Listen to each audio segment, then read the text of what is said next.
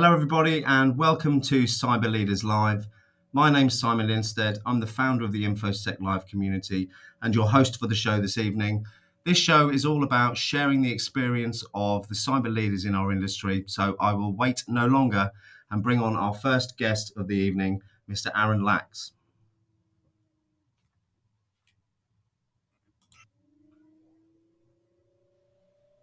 Hey, Hello, Aaron, how are everyone. you? Doing well. How's it going, Simon? Very well, thank you. Aaron, so before we begin, would you please tell everyone a little bit about yourself? Sure. Okay, so I'm 39 years old. I've been a system administrator since I was 13. Computer science was my background. I've gone from basic to VB to C sharp or to C++ to C sharp. Python has been my focus in the past few years. And for 10 years prior to this last year, I was the Supreme Court senior developer, therefore, the Supreme Court of Arkansas senior developer. Therefore, we were working constantly with cybersecurity. Um, since then, like Simon and I have discussed, I had an accident that kept me out of work. I was a consultant at that point, but upon being able to work again, I've re-entered and I am a system administrator for an engineering firm that does we have contracts in 13 states, residential, commercial, and government. So we are pretty full based Keeps you system. busy. Yeah, it keeps us going. Okay, well Definitely let's keeps us let's going. stick on that for a moment. What are the biggest challenges in your job at the moment, Aaron? My biggest challenges at the job at the moment are just ensuring that everything that we have, basically, our system has 10 virtual machines and one physical server. We have a couple of appliances, and we have, of course, GPS systems, and various surveying tools for the jobs, just ensuring that all these are up to date and patched in every method possible and tracking daily. That's a lot of what has actually brought me to LinkedIn is making sure, because LinkedIn's a great community for seeing what is going on at minute to minute. And so yeah, just making sure that everything stays secure. And if not, then you're most likely going to be breached, Yes, unfortunately. I asked the question because we've had such a diverse experienced set of people on the show, and it's been different for everyone. I mean, Andy, one of our first guests, told us about penetration testing a ship, which was quite interesting. I think you were in the audience asking him Yes, questions. yes, We've had most people definitely. who have spent a lot of their career vulnerability managing, which again is a huge area of concern for a lot of businesses out there. Yes, And yourself, let's go back to, you said that you worked in the court system. I mean, that yeah. must bring you probably a lot of that you can't talk about. But is there anything that you can share with regards to the challenges that are faced there? Oh, most definitely. In regards to the court system, no, I actually can talk quite a bit about that. So, of course, you have juvenile data, you have sealed case data, you have social security numbers, you have financials of every court, which I actually did the development of Little Rock, which is the capital of Arkansas. We did the development. I personally handled the development of both the traffic and the court systems, financial systems. Therefore, this was an estimated $100 million transaction a week, so system. So yeah, you're dealing with constant data just from every different direction in which you're needing to protect, because it's all going online. And like I was telling you earlier, it what was originally in an Oracle Forms application system, which that's a 35-year-old technology. See, I can remember that. I'm old enough. Yeah, yeah. I mean, it's and unfortunately, it's still heavily in use.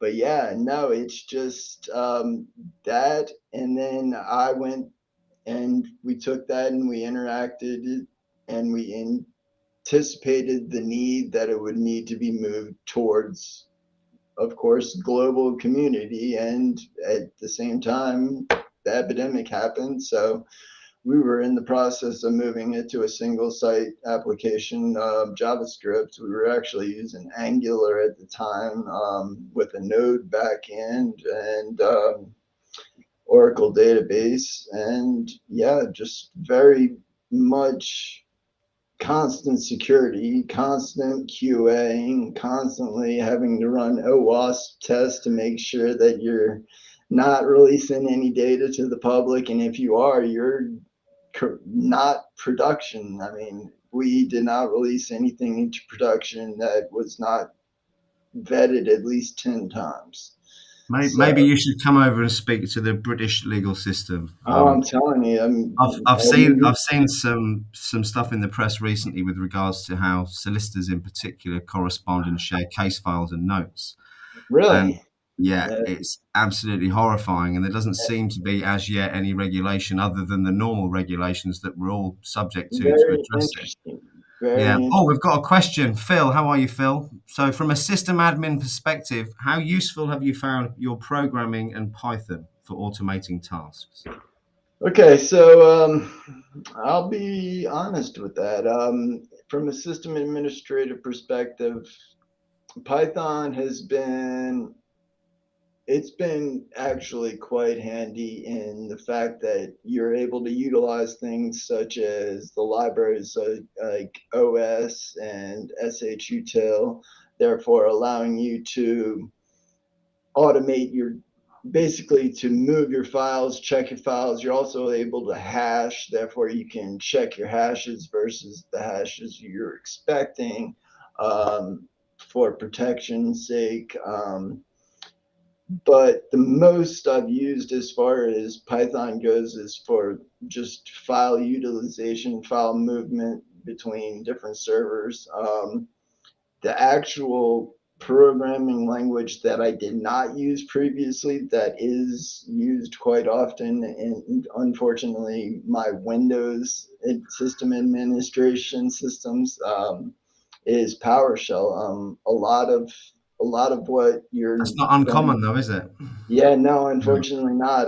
Yeah, PowerShell allows you to see quite a bit within the Windows systems, and that is a very powerful tool in Is that top analyzing. tip and underrated study resource of Right, yeah, PowerShell? exactly. It most definitely is, most definitely.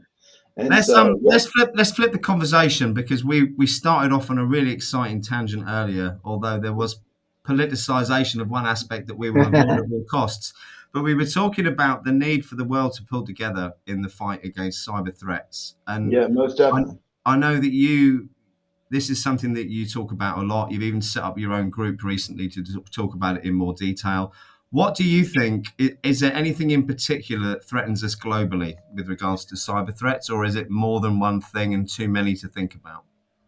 No, I mean, I'll tell you one thing that there's a lot of the world that is very, very happy about and looking forward towards that is very scary in regards to cybersecurity, and that is quantum computing, and quantum technologies. Of course, right now we're looking towards ways to secure that, but at the current moment, we do not have a method that will allow for a secure computer at all within after cyber secure or within cybersecurity after the quantum computer has been developed. And if it's true, I don't know if it was your post or someone else's last week, where you can now buy online a quantum computer for about 50,000. Um, they're definitely starting to begin sales. I'm not sure if commercial sales have begun. They're definitely the IBM has released, I believe it was 146 qubit, and they had another one that was 239 qubit. They say China's 10 years ahead of us, and like we were just talking about, yeah, it may be politicized slightly, but no, the world needs to collaborate. No matter where we are in this world, like I'm from New Orleans. I live in Hot Springs, Arkansas.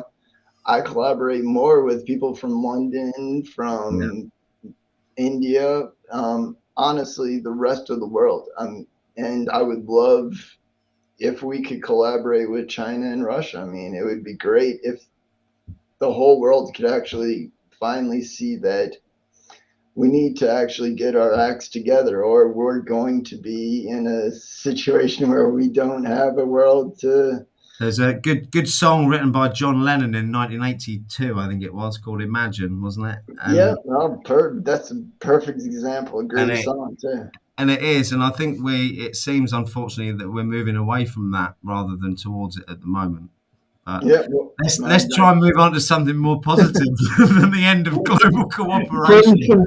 we're putting some doom on Yeah, this. let's not do that. Let's talk about oh, here we go. Do you think containers, Kubernetes, etc., is only hype or emerging future of app architecture?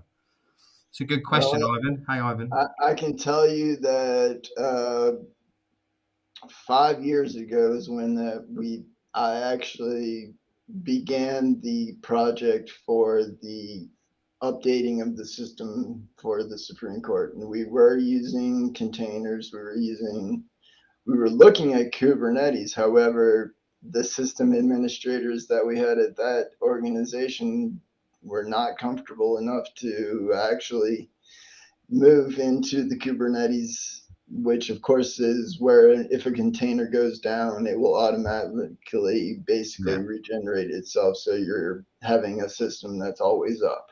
Um, no, Yvonne, unfortunately, I feel that this is going to be a ongoing trend. It is not going away. It And allows what for does that mean for security, Aaron? it means that we need to get on Kubernetes and Docker and all the different containers. And I mean, a lot of it, most of it actually, as far as containerization, has been moved towards the cloud. A lot of what is being done in Google Cloud and AWS, that is what they're basically hosting these Kubernetes situations on there. And therefore, we want to protect those as best as possible. And honestly, the cloud is a very hard thing to protect because you can only protect the settings you have. You can't protect the settings that Amazon has behind the scenes. That is very true. So, There's a question here for you, Aaron. Has yeah. Arkansas or state agencies transitioned to the cloud or hybrid cloud? If so, how successful was it? I can tell you that as of my current knowledge, they are in the process. Well, no, they've completely transitioned as far as Oracle databases to the cloud. Um, it was a 2 year project, therefore not an easy project. And in regards to servers and everything else, no, these are strictly on-prem. They actually, well, at least for the Supreme Court and for the majority of the systems I know for the Department of Information Systems, therefore everything else, yeah, they're all on premises. They actually have redundant off-site sites, therefore they're one-to-one sites. You're constantly, if you go offline at your one site, you're going to pop immediately I up mean, on the if you're other. talking anything, that's highly regulated, like a court system or a financial system, there's always going to have to be an element of hybrid, Okay. isn't there? Yes, Because yeah, you're going to need that tangible backup as much as you're going to need, as you rightly said, the cloud backup that you only have that much control correct, over the settings. correct. So quantum computing is something I don't really get. I've spent a lot of time reading about quantum field theory, which has left me probably more confused than I was when I started. It's I'm still well, confused about the whole cat in a box thing, although I think I've kind of got what's going on with Schrodinger and his cat. Schrodinger's cat, yeah, most definitely. No, and I mean, I can't say that I have a full understanding of it. I can't say anybody other than the engineers that are actually working on it. I mean, I Well, I don't personally, think they do really either because they don't really know how it very works. possibly not. Very possibly not. But no, I mean, the only difference in regards to quantum computing, quantum computing and today's computing is the ability to do math. So technically, basically, a quantum computer, if you put it in front of you for an office task, it wouldn't matter. You would be, the speed would be relatively the same. Yeah. However, for doing calculations such as what we're basing our entire encryption on, basing everything that we're transmitting over the internet on, those are all mathematical problems. Right. And yeah, exactly. What a supercomputer will take 20,000 years to compute, it will be 2 seconds to compute on a quantum computer. Therefore, it's a whole brand new world, and we're introducing it, and it's in my opinion, it's coming at a pace rather faster than And what there doesn't things. appear to be enough people talking about it either. No, no. I mean, yeah, a lot of people are talking about it in excitement, but no, not in security. I agree. So we got another question here. Do you think the entire world will migrate to cloud systems over the next few years? I I think, hope not. yeah, I hope not too. But I think the answer for individuals and certain companies will probably be a resounding yes. It will be. I can guarantee that. Yeah, I mean, your phone, it will definitely be entirely cloud based. Honestly, it really depends on the situation, um, and your security, your need for security. True things like what I was talking about in the core system and some of the things that I have here, I would not want in the cloud.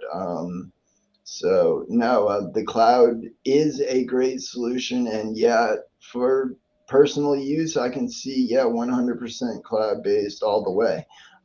For business, hybrid is most likely going to be the end all solution. Well, good question. What's better to learn, cloud computing or quantum computing? I reckon they might be slightly different size courses. Yeah, and right now it would be, I mean, cloud computing, you're learning 100%.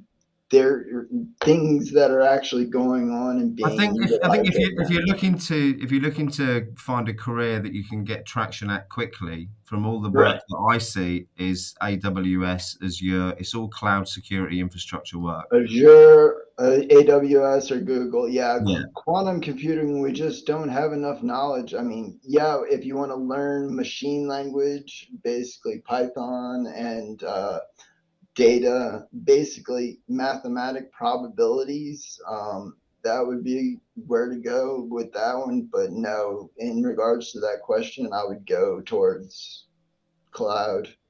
See, I talk a lot about the different skill sets that you need to make a success in this industry. Hmm. This whole conversation about quantum computing is making me think that it's going to need a whole new set of skill sets. Oh, 100%. Yeah, no, I mean, not necessarily a new set of skill sets, but a reevaluation of every skill set we are currently utilizing. Obviously, like I said, everything right now is currently being protected with math, and therefore, is math the true solution? Who knows? Honestly, it's been my opinion that the only way to truly protect a quantum computer will be a basically something generated by another quantum computer, and therefore possibly even an AI. That's a good point there from Paul. Data analysts will be the next big paying job when we hit the quantum cliff. That is very true. I mean, because yeah, you're entirely going to be machine learning, and therefore, yes, you're definitely 100% the case there. So while we've got you on here then, Aaron, we've got about 10 minutes left. I know a few of our viewers are people who are trying to break in to the industry. Yeah, sounds good. You've been in the industry, as it were, since you were 13, so you've got a lot of Yeah. experience. What advice would you give to someone trying to break in now? Trying to break in now. I've told a lot of people this. Certifications, yeah, they're great. They get your feet in the door. They let your employer, potential employer, know that you know your stuff. However, I do not have a single certification. And where that bogs me down is I don't know the acronyms. I'll Yeah. tell you that. I mean, and that's my one thing. You can go and you can name off like the cross-site scripting, and I had to look that up originally back 10 years ago. But no, I mean, it's things like that that you learn with certifications. But I mean, what you want to do is get your hands wet. Get your feet wet. Like we were talking, hack the box, try hack me, right? Try hack me right now has, I think, an advent or It has a one, Christmas. Yeah. yeah, yeah, one of those two has and then others such as Pen Tester Academy, which has offensive security. That's another good one. And these are all things that will generate virtual machines for you. Therefore, you're not actually hacking some other site. You're not going to get in trouble for trying It's to it's penetrate. also it's also helping you understand how you spin up those boxes as well, because that for Correct. someone Correct. who's coming straight into the industry like I did without any real background knowledge on it, things Most like that definitely. are invaluable. Creating your own home labs, whether it's a virtual machine or whether it's a physical one. Sorry, What's I'm reading what we this got there? question from Yvonne. Oh, here we go. Oh, Ivan, my Yeah, favourite right there. subject. Uh, okay, so the metaverse. There's a one that we have to. Yeah, like Yvonne and I have been going back and forth on. I mean, this is sci-fi. I mean, these are movies that we've watched since 2000, just hitting on the head. I mean, Yep. Matrix, Ready Player One.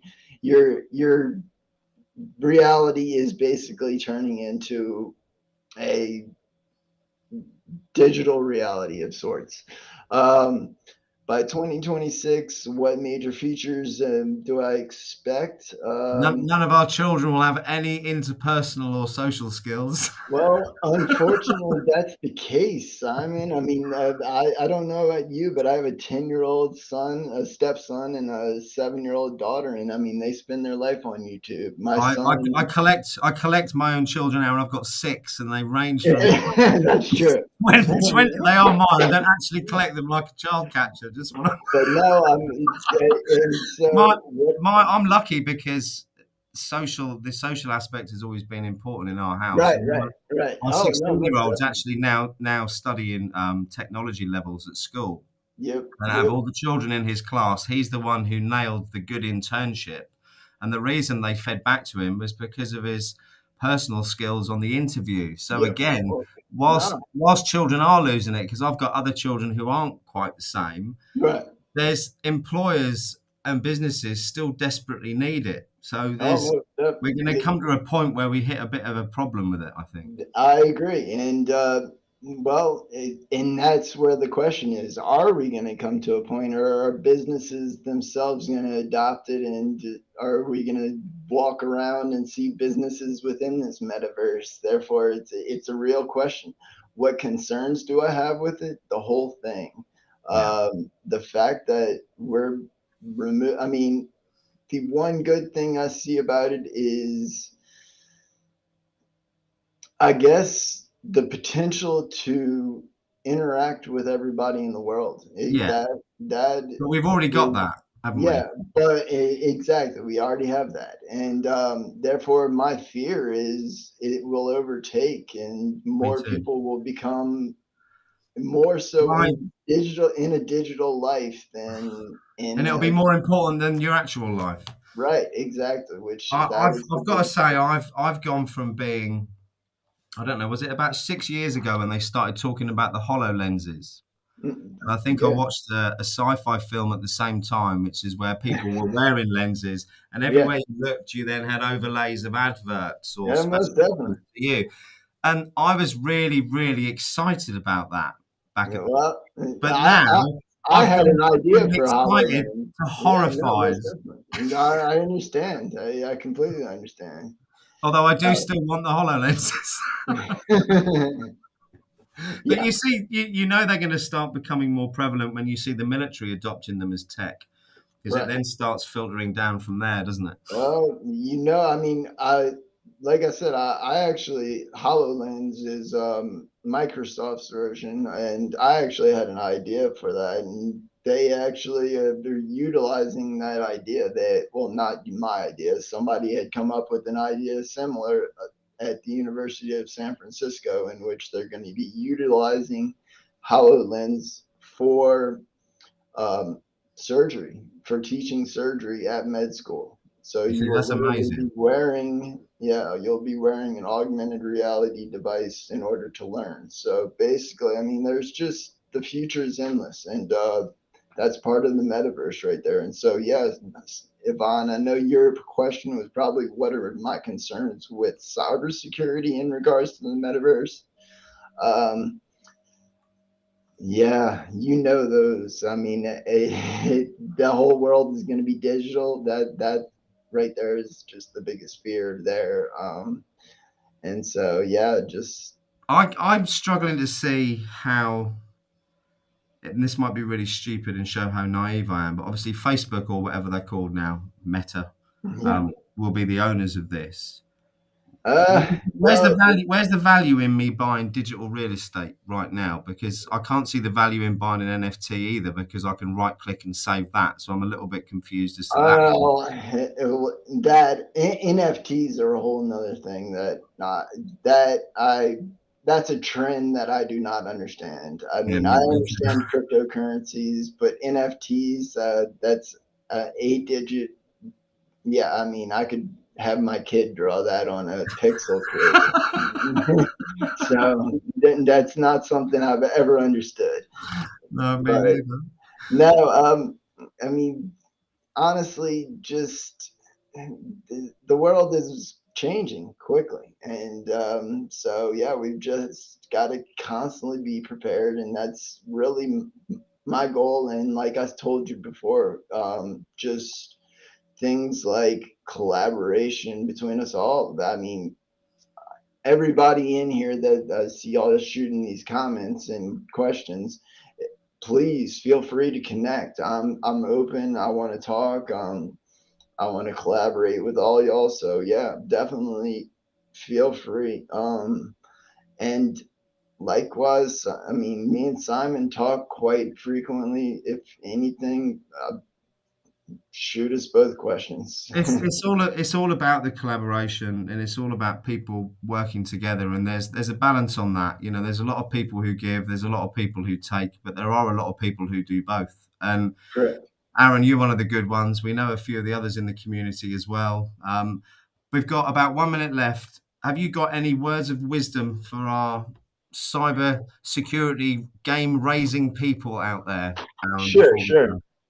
I know that a lot of y'all are probably coming into this looking for what do I do in regards to cybersecurity because there are so many fields. Um, like we talked about, get your hands wet, go and read your analysis or sorry, that wasn't really the right word to use, but No, I analyses know what you on mean. on the different topics on the different jobs because I mean, yeah, you may want to be a pen tester, but when you get into it, you realize it's hard. I mean, there's aspects to it that just you have to understand the basics. You have to understand a lot of I mean, you have to be able to disassemble a product basically and therefore use IDA Pro or Hopper and yeah, it gets I think complex. the words entry level and pen testing role, I don't ever think should be put together. Never. And no, no, most definitely not. Because And we're in I had in my heart to be a pen tester, and as you rightly say, Aaron, when I actually found out what the job entailed 80% of the time, and it wasn't trying to crawl underneath barbed wire fences and breach perimeters and no, doing no, it's actually a lot no. of report writing. Right. That's exactly the case. And so do your research and do your hands-on experiments with, like I said, those few sites that are listed, and there's hundreds of others. So just don't definitely we need you. So obviously, don't give up, but definitely find your role is what I'm saying. Thanks, Because Aaron. And there's lots of people out there to help with that. I know the whole Cyberhuman Initiative are doing a project at the moment where they're helping people identify roles. I yep, saw some really amazing graphics on, I think it's 53 jobs available in cybersecurity on really, LinkedIn the other I day. hadn't seen that one. I think Chris Foulon shared it. I'll reshare it or see if I can Nice. get Chris to reshare that on LinkedIn Yeah. because it was for anyone who's a visual learner like me. It put it in a Right. nice color format, Well, which makes it easier.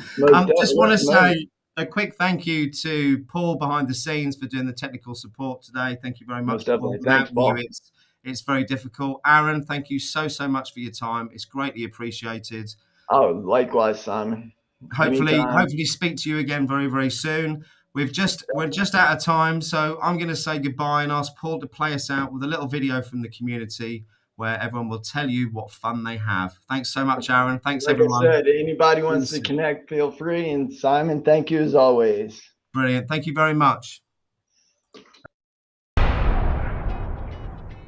It's been so great to be part of this awesome community where you can learn, get potential jobs, and this is the part that the community has helped me the most, being able to get a great contract in security, and thanks for this. You don't have to be super experienced in order to contribute.